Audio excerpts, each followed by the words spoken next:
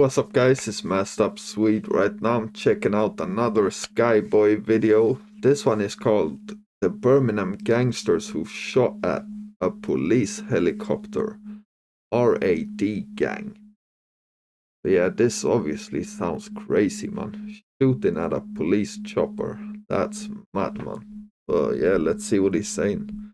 Don't forget to leave a like, comment and subscribe. We're on the way to 2k subs. Let's go. Arms lies on the A34 route to the north of Birmingham. It's a road for which 2 decades has acted as the unofficial boundary separating the city's 2 main gangs. Oh. The Johnson crew, based in Lozells to the west, and Burger Bar Boys east of the I've heard Burger Bar Boys. road in Aston. Both took their names from 2 cafes where black youths congregated in the early 1980s. The 2 groups were originally part of the same organisation, but legend has it the Burger Bar Boys fell out with the Johnson crew in a row over a game of Street Fighter. By the late 1980s, over a game of Street Fighter. I hope that's not true, man. Fell out with the Johnson crew in a row over a game of Street Fighter. By the late 1980s, the Johnson crew controlled most of the city's drug supply and were prominent in the nightclub security. They were making tens of thousands of pounds a week. Killings linked to their escalating drug turf war began in the mid-1990s. Between 1999 and 2005, gun crime in the city rose by 500%. But it was the murders of 500%. That's crazy. 2005, gun crime in the city rose by 500%. But it was the murders of Charlene Ellis, 18 years old, and Letitia Shakespeare, 17, in January 2003, which brought Birmingham's gang warfare sharply into national focus.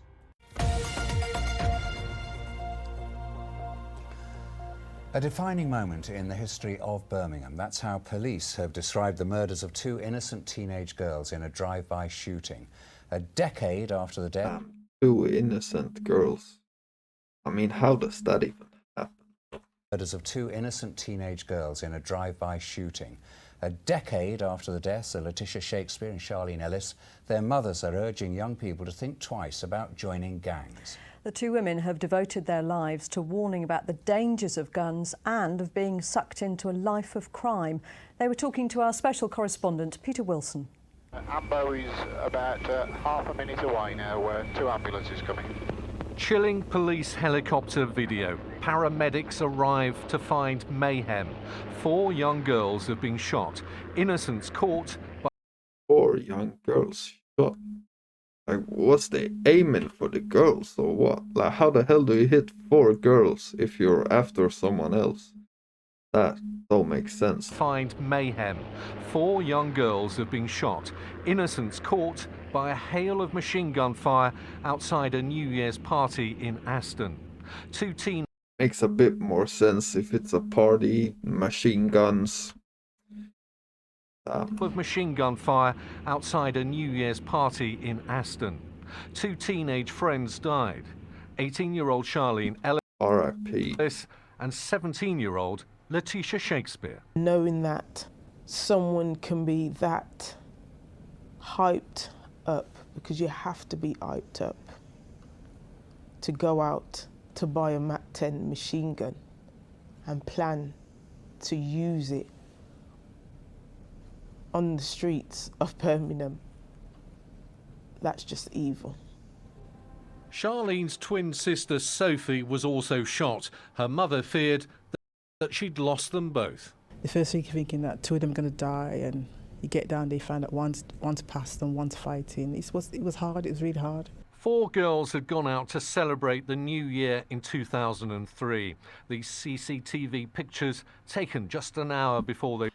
This is a long time ago as well, like 20 years. So probably like 10 times the amount of guns out there now. 2003. These CCTV pictures taken just an hour before they were killed. The shootings directed the nation's attention onto the spectre of Britain's gangs who were spiralling out of control. It's kind of the same over here though. I mean, it's been going on for years, but I think it was like last week, innocent man got killed in front of his son for like telling off some kids. So I assume they were doing something. He told them off and he got shot in the head. Yeah, man. That's where Sweden's at. Just an hour before they were killed, the shootings directed the nation's attention onto the spectre of Britain's gangs who were spiralling out of control. Both mothers have since devoted themselves to campaigning against that gun and gang culture. To speak to young people about their choices and how it can affect them by making the wrong choice in being with the wrong person is overwhelming. When a forensics hub to analyse guns and bullets was set up in Birmingham, the two mothers were guests of honour. The police see the New Year's shootings in 2003 as a pivotal moment. I think the event has never gone away from the Birmingham memory. I think this is obviously a very key moment to actually stop and remember what happened on that very dark day. But certainly for the police, it is still a very big event. Now, while the Burger Bar boys were considered the more ruthless, the Johnson crew were more organised. By then, their numbers were swelled by affiliations with newer gangs propping up, such as the West Bromwich-based RAD gang in the B70 postcode. Although today's story is about Birmingham, a very important event occurred in London that will cause a ripple effect of violence across the nation. On the 4th of August 2011, Mark Duggan called Kevin Hutchison Foster, who was somewhat of an arms dealer. You may know his Was it Double L's dad? son, who goes by Double L's. Mark arranged to buy a gun from him as he was fearing for his own safety. He went all the way to Leighton to collect it, where he would then get into a minicab to go home. However, Mark Duggan was being followed by police, and he knew. When the minicab reached Ferry Lane, Tottenham officers carried out a hard stop, forcing the minicab to pull over. Duggan got out of the car and was instantly shot twice by Officer V35, killing Mark Duggan and injuring another officer known as W42. R.I.P. man. Now, the officer claimed he saw Mark holding a gun in his right hand and felt like his life was at risk. Although a gun was found at the scene, it was found 7 meters away from the site of the shooting. No DNA evidence was also found on the gun. Officer W42 said there is no way that Mark Duggan could have thrown the gun from the minicab and me not see it. The other officers also admitted they never saw him throw the gun. So the most likely conclusion is they moved the gun there after Mark was shot dead. Yeah, that's crazy, man. The independent officer for police conduct, aka... I mean, I was thinking he might have thrown it out the car, but the cops said they would have seen it, so the only explanation is that one of the cops put it there, literally. The Mark was shot dead.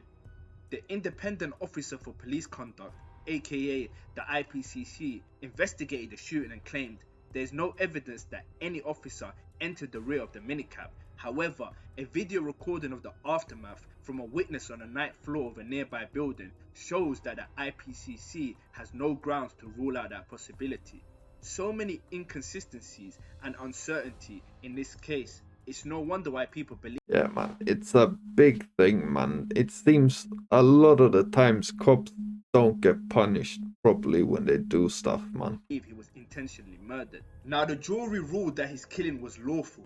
Mark Duggan's death caused public outrage. Riots broke out, which first started in Tottenham, but then engulfed the whole of London.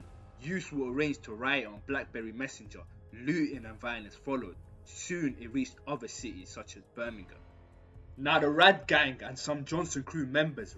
I mean, most of this is just criminals taking their opportunity to cause mayhem, basically. Other cities such as Birmingham. Now, the RAD gang and some Johnson crew members responded to the riots in Birmingham by setting Barton's Arm Pub in Aston on fire as its staff cowered the living quarters upstairs to lower riot. This stuff doesn't make sense to me. Like, it's not like you're hurting the police or the government or anything by burning down bars and stores and stuff. You're hurting the people who own the businesses. I don't understand how any of that makes sense, man. Police to the scene. Then, from behind barricades, armed with 4 guns, the gang fired 12 shots at the police. No officers were hurt in the incident. The shots went above and below them. The gang broke into the pub and stole the cash till. thankfully, despite some people being asleep inside the pub at the time, the fires were put out without anyone being hurt. That could have been crazy, man. Now, while escaping, a man known as Tyrone Laidley was caught on camera shooting at the police helicopter. Now, on the 7th of June 2012, 6 men were on trial for their role on what had happened. Birmingham Crown Court heard the police helicopter track the group as they moved across Aston and recorded individuals twice taking aim and shooting at the aircraft. The incident ended when firearm officers attended the scene and arrested 3 of the men. The other 3 were linked to the scene through forensic work, mobile phone evidence, and police intelligence. Now, sentencing, Judge Davis said the intention was to endanger life, although no physical injury was suffered. That was wholly a matter of luck. Had the police helicopter been struck, the consequences could have been catastrophic. Now, Big Caesar, real name Nicholas Francis, of Great Bar, Birmingham, was jailed for 30 years. 30 years. Damn. The Raiders gang member was said to have had a deep hatred towards the police. Fellow Raiders member Jermaine Lewis of Oldbury, West Midlands, was sentenced to 23 years. Tyrone Laidley was sentenced to 23 years. Wayne Collins, 20, received an 18-year sentence. Ronaldo Farrell, 20, was sentenced to 18 years, while Amirul Rahman, 17, was given 12 years.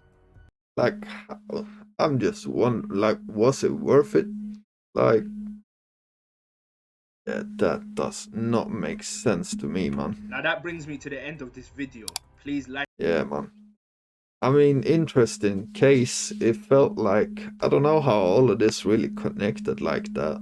Because it felt like the first part with those two teenage girls, rest in peace, that felt like a whole different thing than this other case with like the riots and stuff. So, yeah, man. But anyway, good video, man. Let me know what you think in the comments, and don't forget to leave a like and subscribe, man. I'm out. Peace.